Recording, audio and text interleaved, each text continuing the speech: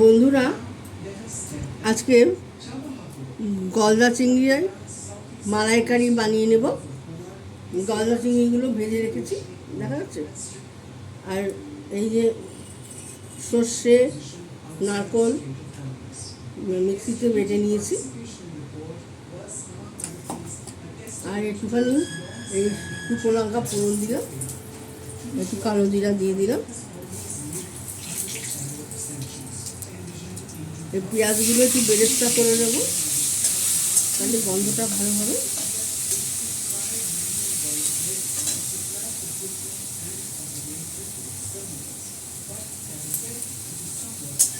এইভাবে আমার বাবা রান্না করতে হবে, এটা আমি আমার বাবার থেকে শিখেছি।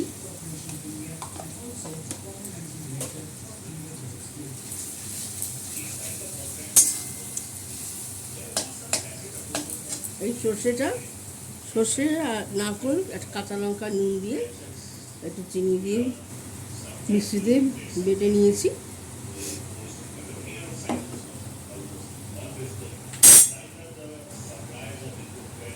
পেঁয়াজটা বেরেস্তা করে নিই, তাহলে গন্ধটা ভালো হয়। বেরেস্তার গন্ধটা বেরেস্তা হোক।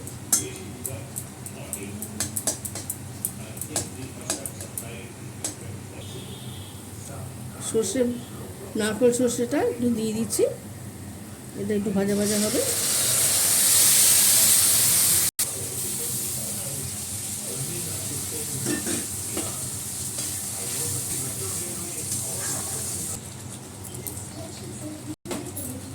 বন্ধুরা দেখুন, আমার তেল ছেড়ে গেছে সর্ষে থেকে।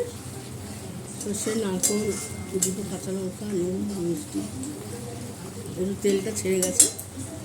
আমি একটু কাঁচা সর্ষের তেল দিয়ে দিচ্ছি।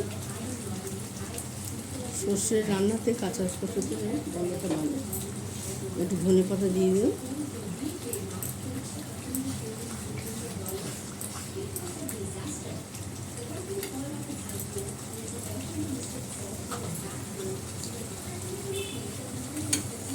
একটা করে ছেড়ে দিই।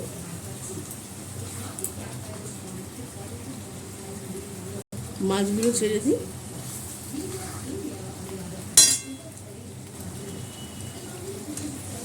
এইভাবে মালাইকারি রান্না করবেন, খুব ভালো লাগে খেতে।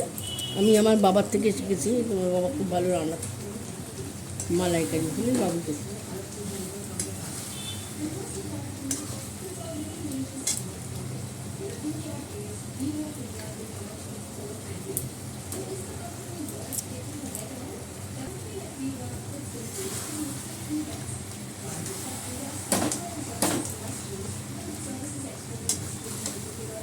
আমার মালাইকারি রান্না প্রায় হয়ে গেল। বন্ধুরা, লাইক, শেয়ার, কমেন্টস করে দেবেন। ফেসবুক থেকে দেখলে পেজটা একটু ফলো করে দেবেন, আর ইউটিউব থেকে দেখলে একটু সাবস্ক্রাইব করে দেবেন। আমি একটু মাছটা সিদ্ধ হওয়ার জন্য জল দিয়ে দিলাম। মাছটা সিদ্ধ হলে